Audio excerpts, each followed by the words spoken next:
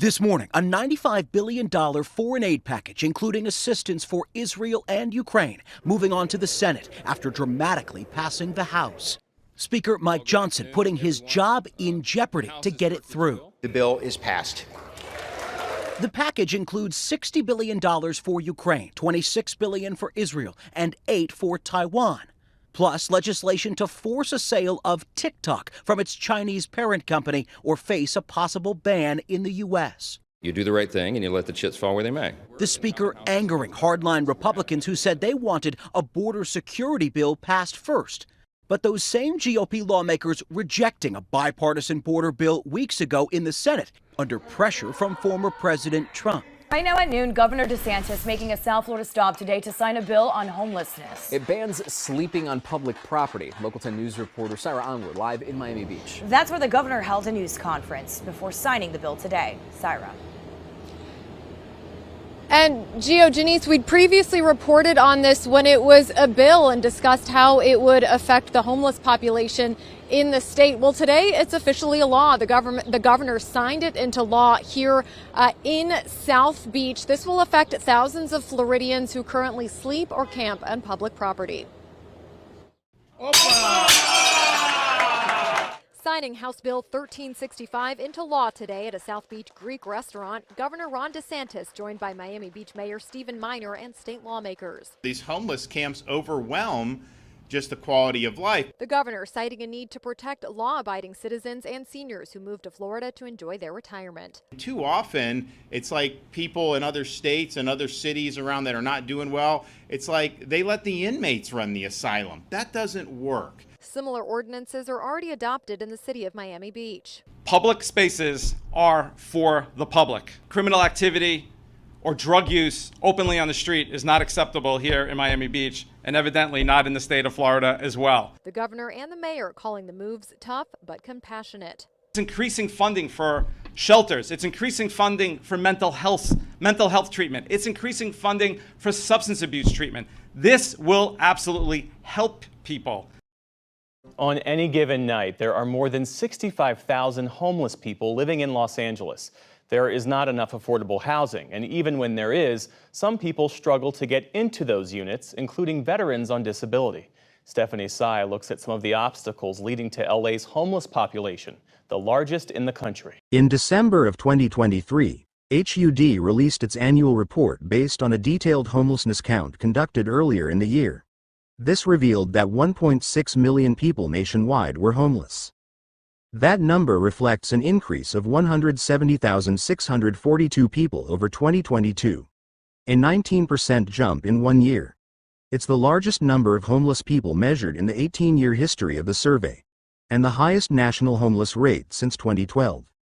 Unfortunately, the number of Americans experiencing homelessness has now grown in every measured year since 2016, after declining annually from 2012 to 2015. The share of homeless persons living in shelters remained roughly the same as in 2022. 6 in 10 individuals without housing received temporary shelter via emergency facilities, transitional housing programs, or local safe havens.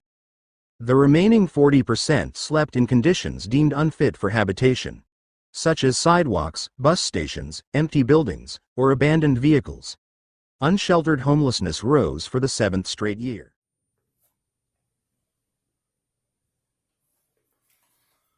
I want to give all praises and glory to Yahweh, Bahashem, Yahweh Shai, Bahashem, Rakah Kadash, and double honors to the apostles of Great Millstone, who rule well, who taught us this 100% truth through the spirit of Yahweh Shai. Shalom to the elders, to the brothers, to the sisters scattered throughout the 4 corners of the earth. That's part of this 100% fold. May the Lord continue to add peace upon you. This is Emmanuel coming back at you again. Listen, yo, they got money for war, but can't house the poor, you know? And we know it's prophecy. We know what it is, you know? But we're going to look at it on the standpoint that it needs to be talked about. Let's go to, let's start it off. You know the scriptures very well. Let's go to Proverbs 29. Proverbs 29, and let's start at verse 2. Okay? When the righteous are in authority, the people rejoice. But when the wicked bear rule, the people mourn. Okay? Within his own kingdom. You know, he'd rather go take care of foreign lands.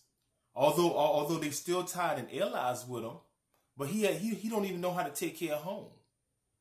You see? And see, this is why the civil unrest, the great tribulation is going to come. Okay? And it's not going to be anything pretty, because the people are going to be tired, and the people are going to bring up an uproar. You understand? And you know us brothers and sisters that's in this truth, you know, the 100% truth. You know, we hope and pray that he keep us away from these devils, and he keep us away from these wicked niggas when all this shit pop off. But it's surely gonna pop off, because that's what the scriptures say. And not only do the scriptures say, it's being fulfilled. Okay? Let's go to because this right here for you, Jake. This right for you, Jake. Let's go to Ecclesiastes, because let's go to the book of Sirach. And let's go to chapter 12. Let's go to verse 10. Never trust thine enemy, for like as iron rusted, so is his wickedness. Okay, that's for you, Jake. Never trust thy enemy. Who is our enemy? According to the scriptures, Esau, Edom, and the rest of the heathen nations are our enemies. Okay? But you want to join their military. You want to join all these things and join in hand with this devil. And look what he's doing. If you a veteran and you homeless, hey man, I mean, I feel bad. But at the end of the day, woe unto you for going down to Egypt and trusting in Egypt for help. Okay? Now it's like we always saying right now, it's 2024. These scriptures, this truth is out here. Okay? And if you part of that elect and you homeless, the Lord gonna bring you out of that. Because you gonna rethink yourself. But if you're not part of that elect, I feel sorry for you.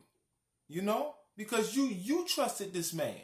And look what happened. You probably went to war. You got PTSD. You know? I got family members who got that. Okay? You probably you've been in all the jungles and all the places. They probably put chemicals everywhere. You know? You probably disabled.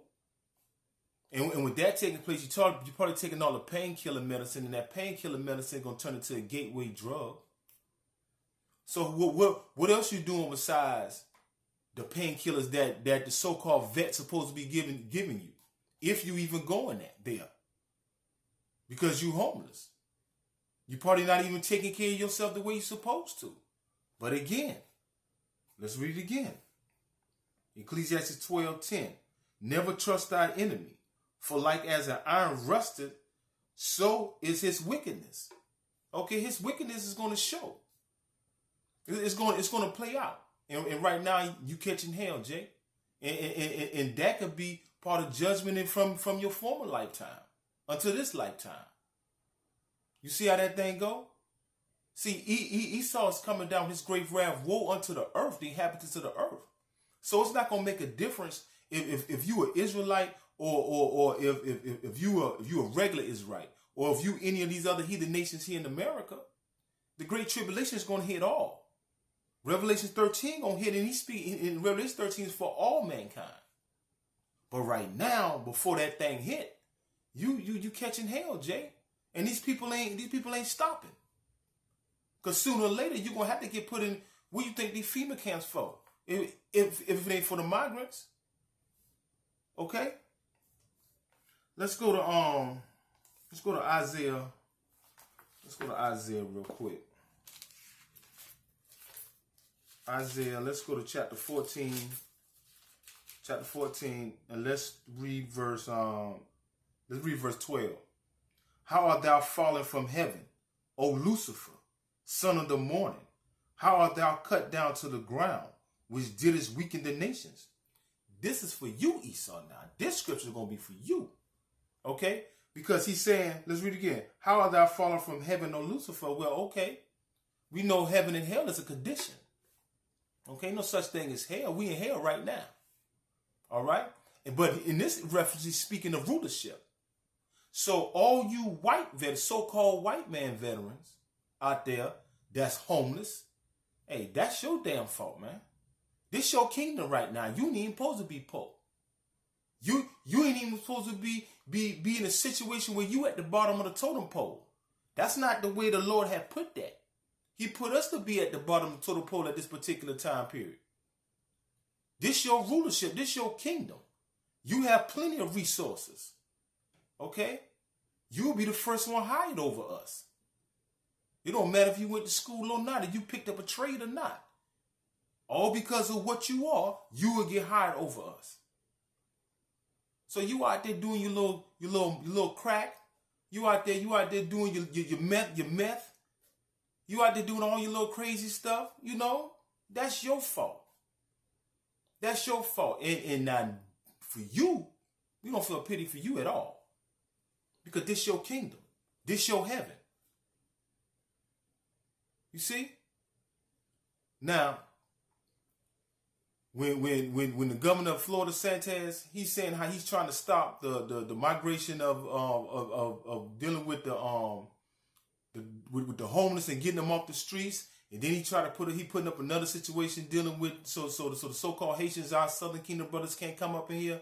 Listen, he's not stopping none of that, because you still got the other Northern Kingdom over on the other side. It's going to flood through Mexico and come up through Texas. Okay, and that's still not going to stop the Levites from coming all the way over on that side and coming through that way, and it's still not going to stop the Cubans from coming up this side and coming on up as well. You're not going to be able to stop what the Lord already told us what's going to happen in Hosea, that the Northern Kingdom was going to be here. We always going to be connected before all this thing popped off. So Santos could think he doing what he want to do, but he's not. He's fulfilling a form of prophecy right now. But closer to the end, you're not going to be able to stop this migrant coming in until you lock this whole thing down with martial law. Okay? And when that happens, hey, we already know what's coming after that. You see? So we, to a certain extent, you know, I feel bad for the people of being homeless, because I was homeless. Okay? And I knew that was a form of judgment on my end as well. You know, being disobedient. He ain't had me out there that long, but 6 months is a long time when you know and you don't know what's gonna happen next to you. You know? But all the brothers that's homeless and everything, that's oppression. Oppression can even come upon everybody, especially with this rulership. Because I already told you in Proverbs 29:2 that when the righteous ruler, everybody's fine, but when that wicked ruler, everybody mourn.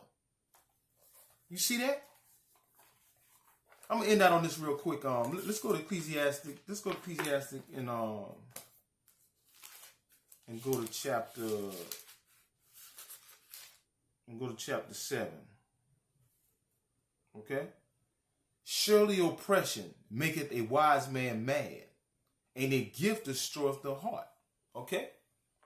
So I'm a wise man. You know. It's pretty of brothers out there that are homeless that are wise. I consider myself wise. I'm making wise decisions. And I'm pretty sure it's a lot of wise Edomites out there that thought they were smart, you know. But oppression gonna make a wise man mad. Anybody that has that type of that attribute on you, you gonna be mad because you seeing the oppression, you seeing what's going on. You know. I hope any brother and sisters out there that's in that condition, I pray to the Lord that He bring you herb and bring you on up out of that. You know? But you got to do your part too. You understand? And with that being said, I want to give all praises to Yahweh, Ba'ashem Yahweh Shai, Ba'ashem Rakakadash, and Shalom.